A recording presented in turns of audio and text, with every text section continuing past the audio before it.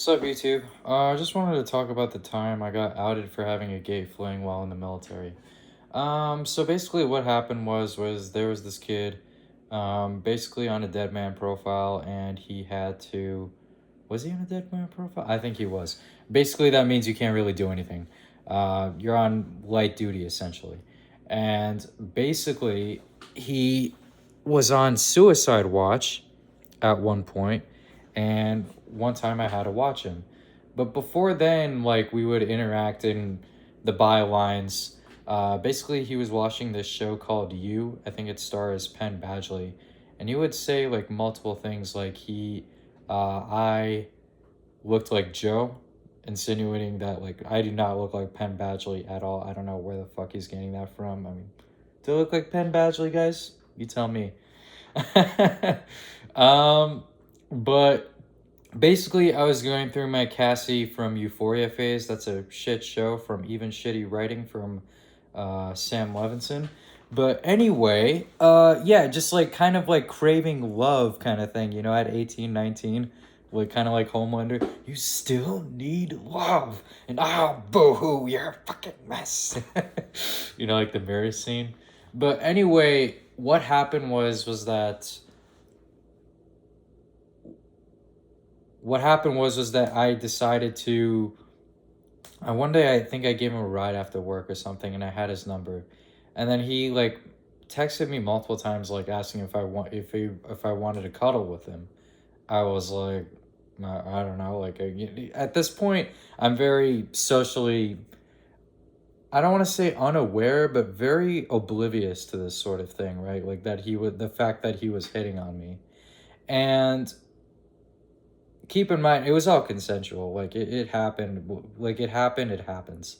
And so one day I went to his barracks room, and we just started making out. I think we were playing, he was playing Super Mario Galaxy in the background.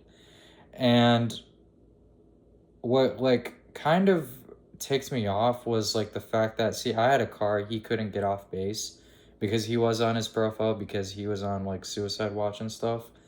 And one time he was like, on that day, like, that we were about to like do stuff, he was like, well, I already put in the fucking order already. You can't not go and get it. Like, if you don't do it, like, you're not a real fucking, um like, I don't know, he just said some kind of like emotional blackmail. And then, so I just like, fuck it, just let me just get the sushi and just hang out, whatever. And so yeah, we did that. And I was like, "You're gay." I was like, "You're gay, right?" Like, I was like, "No, I'm not." Like, why the fuck he would lie about that? I don't know, but it's even more stupider than that I fell for it, right? And like, I think I just like subconsciously knew. I would just like, whatever. And yeah, then sooner or later one thing led to another, and then like we just started kissing. So hence you have the story. I kissed the guy before I kissed the girl. Um, Nowadays I'm just kind of like, whatever. But like, you have to remember that the military is very homophobic. So when they came to find out about this, one of my coworkers was even like, "Hey, why don't you come and suck on my dick while we're in NTC?" And yeah, yeah. um, I don't know, like, yeah. At the time, I was so mad. I just fucking wanted to clench my fist and beat him into a fucking pulp, man, because goddamn. But I got outed because I think I was trying to like play the homophobic route and just be like, you know what? Yeah, yeah, that's just fucking, that's weird too. And then one of them, like the same person who I was talking about, decided to say that shit. And I remember, like, after I did stuff with like um, the fucking person who was on suicide watch. Um, it was all consensual, by the way. It wasn't like rape or anything. But when it happened, like, I was like, don't tell anyone about this. Like, I don't want this like getting out and stuff. And me saying like homophobic shit, do I deserve like, you know, me being like outed like that? Maybe a little bit, you know, me saying that shit. But what came after, I feel like was a little too like overboard, but whatever. Anyway, so the person who was on suicide watch, he was just like, he apparently had done this with like a lot of other people within the battalion. And I didn't really know how like promiscuous he was. And stupid me for not consulting like anyone else, you know? So I just like kind of went into this whole thing just willy-nilly, and I got tested for fuck's sake. And I never like we never did like penetration or anything like that. It was like kissing and like, you know, a little oral, that's it. And basically, and yeah, like one time, and then like later on after the day that we like did stuff, after that date, like I had to come and watch him for suicide watch again. And and he was like, oh, I'm gonna go out and like, you know, do something, you know, like that with another person. I was like, Jesus. So he was like, he was pretty much a hoe. Just going around the battalion doing this shit, and it just made me feel even more fucking like kind of disgusted with myself. But you know, at the time I was an adult, so like I made my own decision, right? And oh my god, when I kissed him, right, this was after he ate sushi. So it was so disgusting, man. Oh god. And I feel like if there was like anything that people could use against me as blackmail, it'd probably be this. But like, it's 2026. Who really gives a shit? So I don't really give a shit. I'm making this video. But I think like my whole lesson was like, it was kind of like a Darman video, right? Like, oh, don't do this, because like eventually they're going to be successful, and um they're gonna like be your overlord kind of thing. And but like my lesson was like basically just, I don't know. At the moment they like he started lying about his shit, it was just kind of like,